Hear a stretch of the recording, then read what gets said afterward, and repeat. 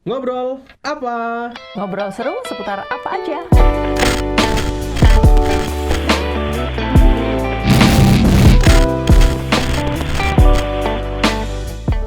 Oke, kita balik lagi sekarang di sesi 2 setelah break sebentar tadi 5 menit kalau kalian dengerin live di Askara Radio Streaming. Dan kita masuk sesi 2, tentunya biasanya sesi 2 ini hal-hal yang lebih dalam yang berkaitan dengan hal-hal rohani seperti itu Kak, untuk sesi 2. Nah, jadi kita buka aja langsung sesi 2 kali ini dengan hal-hal yang pernah dilakukan sama Kak Priska dulu.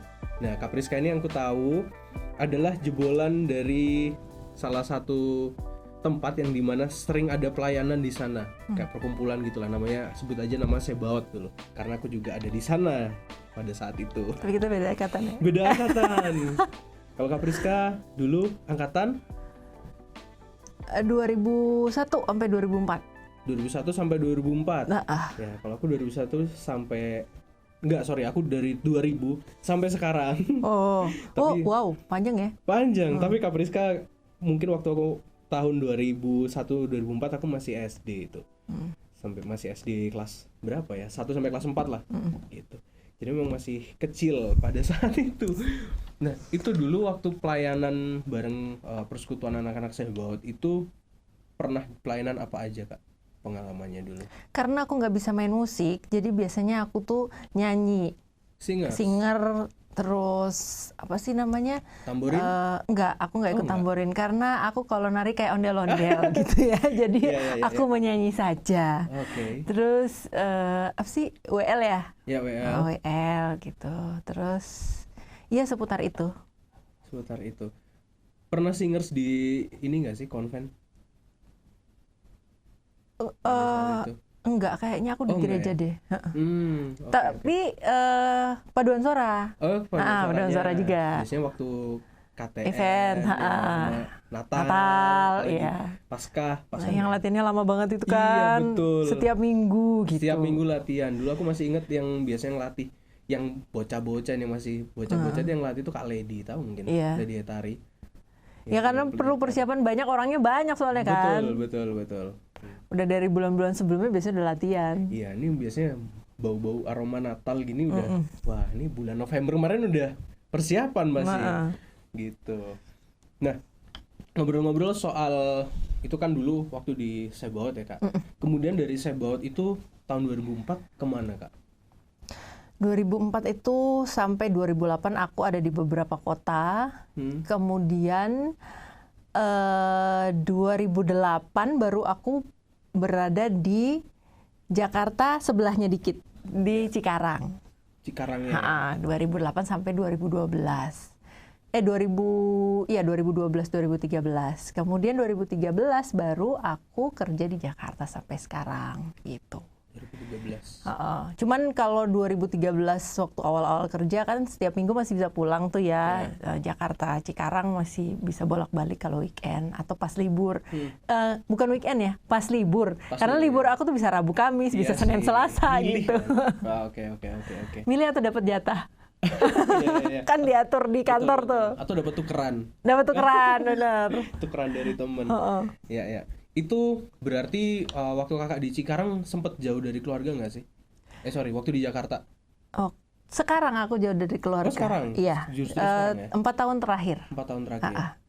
Jadi orang tuaku sekarang di Papua Barat, Oke, di ini jauh Sorong. banget malahan.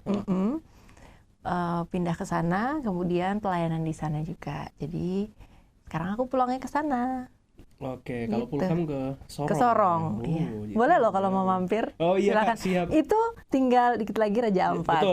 Silakan. Tinggal sedikit lagi Raja Ampat. Tapi sedikitnya itu kayaknya Agak berjam-jam Iya, sih. iya. Tapi kalau dari Jakarta kan jauh Jakarta ya, dong. Betul. Dan dana yang harus siapkan sepertinya juga. Lumayan. Betul. Raja Ampat. Pengen sih. Tapi pernah nggak sih ke sana? Raja Ampat maksudnya? Aku belum pernah, Oh, belum jujurnya. pernah. Karena setiap kali aku pulang, aku selalu quality time sama keluarga di kota gitu. Oke. Tapi orang tua sih bolak-balik suka pergi ke sana. Enak sekali. Jadi aku dengar ceritanya dan foto-fotonya aja dulu gitu. Pengen sebenarnya. Nah, kita ke berikutnya nih Kak sebenarnya. Nah, itu kan pasti ada proses yang dilewati nih sebelum kakak menjadi karir yang sekarang atau menjadi bekerja di bidang jurnalistik gitu. Nah, pas kakak dulu lagi proses seperti itu, kepikirnya itu apa sih sebenarnya kalau ngomongin karir pada saat itu? Maksudnya pemilihannya Iya, akhirnya jatuh kepada Iya, ini gitu. Pasti biasanya cita-cita kan berubah-berubah nih Iya. anak-anak. Aku dari kecil sampai gede itu sebenarnya cita-citanya berubah terus. Sampai aku SMA dan aku kuliah pun aku suka bidang komunikasi, makanya aku ngambil komunikasi, tapi yang aku ambil tuh PR kebetulan kuliahnya. Tetapi secara bentukannya nanti lulus mau jadi apa tuh kayak masih ditimbang-timbang gitu, listnya masih agak panjang gitu, belum dieliminasi satu-satu. Menentukan yang mana gimana ya caranya gitu. Tapi pada perjalanannya pertengahan kuliah udah mulai nih, oh aku kuliahnya PR. Ternyata aku dapat ilmunya, tetapi sepertinya aku tidak cocok dalam bidang itu gitu, berkarir. Kemudian dosen-dosenku itu banyak yang berlatar belakang media gitu. Mereka banyaklah cerita di kelas tentang dunia media seperti apa, dan aku cari tahu gitu. Kok tertarik gitu. Pas mulai mendalami, mencari informasi tentang itu, akhirnya oke, kayaknya aku lulus ini sambil didoakan gitu. Gimana ya jalannya supaya aku ke arah sana gitu. Gitu deh. Oke, jadi cukup bisa dibilang nggak waktu dari kecil sampai gede ya nggak langsung gitu, nggak langsung nemu lah ya bisa dibilang. Bisa dibilang aku kuliah hampir selesai baru aku tahu, oh aku di situ gitu. Ya. Tapi nggak telat juga sih Kak, itu sudah bisa dibilang apa ya, blueprint Iya. Tuhan. Iya. Aku percaya semua Tuhan udah sediakan. Iya, betul. Tapi pada intinya pasti ada jalannya gini. Nah, kebetulan jalanku agak gini ya. Ya, nggak berliku tapi akhirnya nemu yang sudah Iya. memang Tuhan kasih lah ya, tetapkan sampai sekarang. Yes. Buktinya awet gitu. Iya, puji Tuhan. Iya. Gitu. Nah, ini ngomong-ngomong soal pergaulan dan segala macam. Aku nggak pernah hidup di Jakarta sih. Di Jakarta itu paling cuman main ke rumah teman atau ke saudara doang, nggak pernah lama-lama. Tapi hidup di daerah-daerah sana, maksudnya daerah Jakarta dan sekitarnya itu, apa yang kita dengar, maksudnya dari orang-orang yang pandangan orang yang di Batu nih, itu pastinya di sana itu pergaulannya bisa dibilang dalam tanda petik kayak lebih bebas gitulah. Iya. Dan Kak Priska, gimana sih cara menanggapi hal-hal kayak gitu waktu mungkin masa kuliah dulu atau sekarang lagi kerja gitu, biar nggak terjerumus? Sebenarnya tergantung kitanya dan bukan tergantung lingkungan sih, kitanya gitu. Jadi kalau misalnya ya pintar-pintarnya kita juga milih lingkungan ya, gitu, memfilter mana yang baik, mana yang tidak, mana yang perlu diikuti, mana yang tidak, mana yang berpengaruh baik, mana yang tidak gitu. Jadi lebih ke kitanya tahu kita fokusnya mau ngapain gitu. Jadi kalau biasanya yang kayak gitu kan yang bingung ya, sebenarnya aku di Jakarta mau ngapain ya gitu, terus nggak jelas jadinya pergaulannya gitu. Oke. Jadi memang filternya dari kita. Dari kita. Lingkungan itu ya bisa dibilang Berpengaruh, tetapi bukan faktor utama. Iya, betul. Tentu saja kita yang menjadi faktor utama. Iya. Kita mau jadi apa ya tergantung kita. Kita gitu. yang milih kan. Kita yang milih. Dan harus bertanggung jawab sama pilihannya itu. Yes. Kalau nggak bertanggung jawab ya jangan sampai lah. Oke, jadi caranya seperti itu. Nah, mungkin tantangan atau kesulitan, tekanan dan lain-lain pasti ada nih. Ada nggak sih firman Tuhan yang mungkin menguatkan Kak Priska so far? Aku suka sekali ayat di Ayub 42 ayat 2. Tunggu ya, aku boleh, buka dulu ya. Boleh. Boleh nggak? Ayub 42 ayat yang ke 2. Ayub 42 ayat 2. Aku tahu bahwa engkau sanggup melakukan segala sesuatu dan tidak ada rencanamu yang gagal. Wow, langsung ku bookmark juga nih. Ayub 42 ayat 2. Oke. Kenapa tuh Kak? Itu menguatkan aku Karena ya kadang-kadang kita manusia nggak selalu berhasil ya mengendalikan diri sendiri gitu. Ada juga masa-masa di mana kitanya nggak bertindak seperti seharusnya yang kita tahu benar gitu. Tapi yang satu aku percaya, kalau kita dalam Tuhan, Tuhan bisa bikin semuanya itu on track gitu. Jadi bahkan kegagalan kita pun bisa Tuhan pakai untuk menggenapi rencananya. Jadi itu yang aku pegang. Oke, sesuatu yang nggak on track tapi Tuhan nggak pernah gagalin ya. Tuhan nggak pernah nggak on track. Sorry nggak on track sama kita lah ya. Kitanya mungkin kadang-kadang agak belok dikit, tapi iya setuju sih. Tapi Tuhan asal kita tahu kita itu tanggung jawabnya sama siapa, ya kita pasti akan balik lagi gitu. Ya. Tapi di usia-usia, ya katakanlah kayak di usia aku nih, aku umur 26 sekarang. Itu bisa dibilang ini tracknya Tuhan ini udah bener atau enggak ya? Apa enggak sih? Itu masih pasti tanya-tanya gitu. Kak Brisa pernah ngalamin nggak gitu nggak sih? Kayaknya dalam setiap fase kehidupan itu terjadi ya, bukan hanya di usia segitu. Even kita membuat pilihan pun di usia berapapun, pada saat sudah dewasa, ada masa di mana kita akan bertanya gitu. Ini maunya Tuhan bukan ya? Ini sesuai sama kehendak Tuhan bukan ya? Ya satu-satunya cara untuk tahu kehendak Tuhan ya kenal Tuhannya dulu gitu. Terus barulah kita akan tahu Tuhannya mau apa, dan minta pimpinan sama Tuhan, minta hikmat sama Tuhan. Tuhan, aku harus apa, ngapain, dan ada banyak cara di mana Tuhan itu bekerja memberi konfirmasi gitu ya. Jadi damai sejahtera, sukacita, dikasih jalan gitu. Atau seandainya pilihan kita salah digagalkan, itu bisa juga gitu. Jadi nggak ada rumusnya sebenarnya. Ya rumusnya itu. Nggak ada rumusnya 1 tambah 1 2. Bagaimana cari kehendak Tuhan ditambah ini sama dengan apa, nggak bisa. Itu maunya kita. Itu maunya kita. Bukan maunya karena Tuhan. Kita mau yang pasti-pasti aja kan. Betul. Sedangkan Tuhan kadang kasih sesuatu yang kita nggak tahu. Nggak benar. Supaya kita nyari. Jawabannya. Gitu. Iya. Kalau aku pernah dengar ceritanya bukan orang sih, kayak aku pernah nonton gitu. Kalau misalkan kita minta sama Tuhan, misalkan Tuhan aku mau minta ikan dong. Nah sama Tuhan itu dikasih kail sama dikasih umpannya. Nah ini loh bahannya, silahkan coba proses sendiri gitu. Terus ada juga yang bilang kalau misalkan Tuhan kita minta something sama Tuhan itu nggak langsung kasih, tapi Tuhan mau kita itu kasih apa ya, tracknya dulu lah. Ntar jalannya berliku kiri kanan nanti lama-lama tapi tujuannya di situ menyempit. Iya gitu sih. Ngomong-ngomong soal itu, aku keinget satu. Jadi dulu tuh balik ke yang tadi kita obrolin soal karir. Jadi di saat awal-awal aku mau memutuskan untuk oke, aku pengen jadi anak media deh. Ini kayaknya tempat yang tepat untuk aku gitu ya.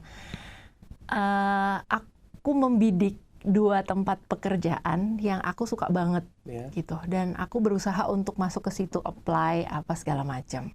Kemudian aku interview lah gitu. Salah satu yang aku doakan adalah Tuhan, aku mau dalam setiap karirku tetap ada waktu untuk Tuhan gitu. Jangan sampai dengan kesibukan tidak ada waktu untuk Tuhan.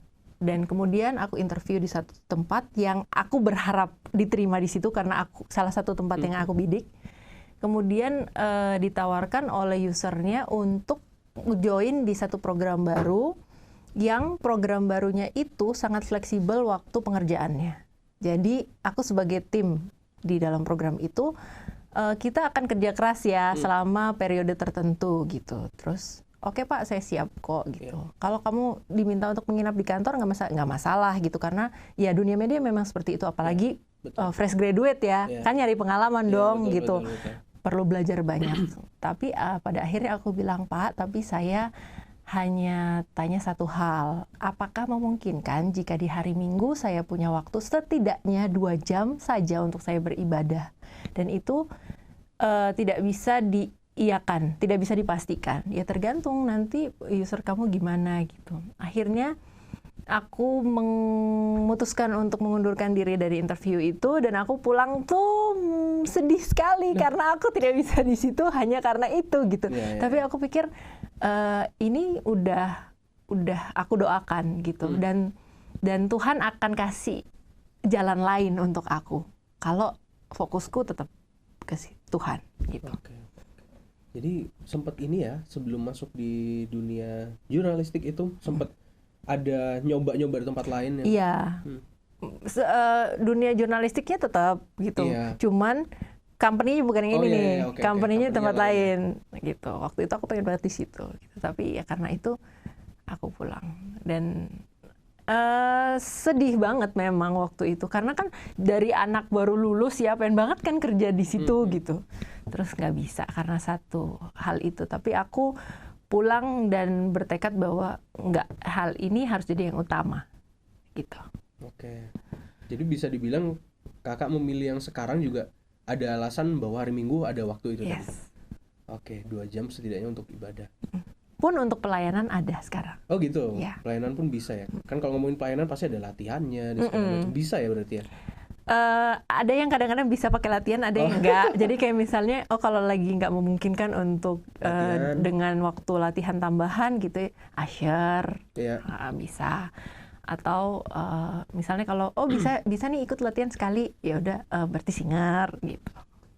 Sebenarnya kan pos pelayanan tuh banyak, tinggal kitanya gitu. Di mana aja. Even kadang-kadang aku sedang tidak bisa berkontribusi dalam hal pelayanan mingguan, ada promo gereja nih, sini aku VO-in gitu. Oke. Aku yang ngerjain gitu. VO-nya ya, voice over. Itu hal yang menarik karena bisa dibilang mirip-mirip lah Kak kita. Oh, kamu juga? Aku juga sih. Aku juga kalau misalkan pelayanan nggak jauh-jauh dari singers memang. Itu sejak SMA kayaknya. Baru SMA, sorry. SMP nggak pernah ikut pelayanan yang di depan layar, depan panggung maksudnya. Pasti di belakang, bantuin di usher juga. Gitu. Kalau di konven dulu kan biasanya persembahan kalau waktu kalau ngedarin kolektor ya bisa juga. Ingat pertama kali pelayanan tuh kayak deg-degan banget, padahal nggak dilihat orang banyak kan di belakang gitu. Tapi karena itu momen pertama mungkin ya.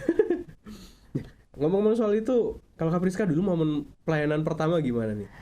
Aku lupa ya, pertama pelayanan apa.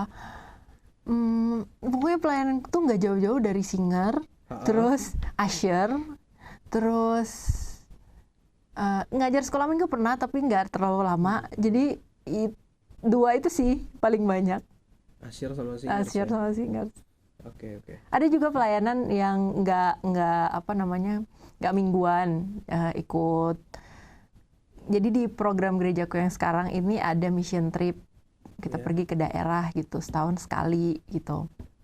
Karena pandemi jadi nggak bisa pergi ke daerah di NTT nih. Jadi kita pergi ke sana, ngajar anak-anak sekolah, bikin retreat di satu sekolah gitu. Kita pegang kelompok kecil, anak-anak, terus selama 3 hari itu fokus ke modul yang udah disiapkan. Itu ada persiapannya beberapa bulan. Tapi kemudian waktu pandemi, akhirnya kan nggak bisa ya ke sana, nggak memungkinkan. Kita bikin online. Dan online itu 2-3 jam sekali meeting. 3 kali setahun. Jadi lebih sering ketemu, walaupun ketemunya lebih singkat gitu. Bisa ikut dan bisa disesuaikan waktunya juga. Jadi kalau seandainya nggak memungkinkan ya udah cuti gitu. Wah, sampai cuti juga ya? Iya dong. Oke. Aku ingat juga waktu itu ada pelayanan yang kayaknya berbeda gitu. Pernah sama ini salah satu temennya kakak yang kerja di tempat yang sama dengan saya di tempat ini. Beliau juga pernah cuti. Nah, dan kita pelayanan di bidang yang menurutku waktu itu baru sih. Apa tuh? Outbound gitulah. Oh iya. Bidang outbound yang aku belum pernah dan having fun juga karena aku suka di bidang itu. Dan bisa dibilang ya kalau pelayanan itu di bidang apapun kalau misalkan kita suka sebenarnya bisa lah ya. Bisa diusahakan gitu loh. Jadi aku waktu itu pernah juga sampai waktu itu masih kuliah Kak, izin kelas nggak ikut itu juga pernah. Terus pernah juga waktu aku PKL kuliah itu di Surabaya juga aku akhirnya pulang ke Batu bela-belain buat itu. Tapi ya kalau misalkan spend waktu buat pelayanan akhirnya ya worth banget. Pada saat itu sih seperti itu. Sampai sekarang sih, bukan pada saat itu aja. Aku kerja nggak selalu cuti juga kok, bisa Gitu ya? tukeran kan, Iya, tukeran libur, benar-benar. tuker libur dong gitu, gue mau ada acara nih gitu. Bisa ya. Karena Tukeran. persiapannya kan agak panjang, bisa 3-4 kali gitu. Dan itu jam-jamnya jam-jam kerja aku kebetulan, jadi ya bisa diatur kok. Bisa diatur. Pada intinya kita harus nggak sih, misalkan menurut kakak nih, harus spend berapa lama sih untuk dalam porsi 1 minggu nih, oh nih hari pelayanan, ini hari kerja. Menurut kakak itu porsinya kayak gimana? Sebenarnya kalau porsi secara kuantitas nggak ada ya. Nggak ada ya. Karena setiap orang punya panggilan berbeda kan. Kayak bidangnya pun beda-beda gitu, dan bidang beda-beda itu waktu pelayanannya pun beda-beda gitu. Ya. Jadi sebenarnya nggak ada, tapi yang terpenting adalah satu, ibadah dan pelayanan itu udah gandeng jadi satu, kita nggak bisa lepas. Jadi apapun kesibukannya nggak boleh itu kesibukan apapun tidak boleh menggeser atau meniadakan hal itu, gitu. Kalau buat aku ya. Setuju sih memang. Kalau menggeser ya jangan sampai lah. Oke. Nah ini kita sudah sekian lama nih Kak berbincang, hampir 1 jam kalau ngomongin dari sesi 1 tadi ya. Nah ini mungkin ini jadi pertanyaan terakhir sih dari aku. Sorry kalau aku banyak tanya Kak. Gak apa-apa, memang tugasmu nanya dan aku menjawab ya. Iya betul. Nah ini so far Kakak sudah mendapatkan apa yang mungkin Kakak harapkan sejauh ini lah ya so far, dan menurut pengalaman Kakak tadi udah mendapatkan banyak banget pengalaman, ketemu banyak orang, dan mungkin hal-hal yang sebelumnya nggak pernah dipikirin, akhirnya aku ada pengalaman di bidang itu. Nah kira-kira ada nggak sih harapan atau mimpi yang ke depan yang mungkin belum terwujud atau pingin diwujudkan sama Kak Priska? Mimpi ya? Mimpinya berbagi lebih banyak, itu terutama ya? Berbagi pengalaman ya. Aku sudah mengajar 2 tahunan seputar apa yang aku kerjakan juga gitu. Jadi sebenarnya lebih ke cerita di kelas gitu. Dan pengen lebih banyak gitu supaya bidang pekerjaan ini butuh orang-orang yang bertanggung jawab kan ya, dan paham bidangnya gitu. Jadi aku berharap sih lebih banyak anak-anak baru atau junior-junior yang bisa ada di situ dengan nilai-nilai yang baik itu. Gitu. Oke, itu harapannya Kak Priska ya ke depan bisa berbagi lebih banyak. Oke Kak Priska, terima kasih udah menemani di hari ini yang sangat indah, di hari Senin yang indah ini. Dan walaupun ini kita tapping buat kalian dengerin live, tapi nggak usah takut karena pastinya aku akan siarkan program ini di Disciples Media, itu tepatnya di hari Selasa untuk sesi 1 yang tadi. Oh iya, aku juga ngucapin selamat tahun baru buat kita semua. Selamat tahun baru. Selamat tahun baru. Oke, dan terima kasih teman-teman sudah bersama-sama dengan Kak Priska dan juga Bias Paris pada hari ini. Terima kasih. Dadah. Dadah.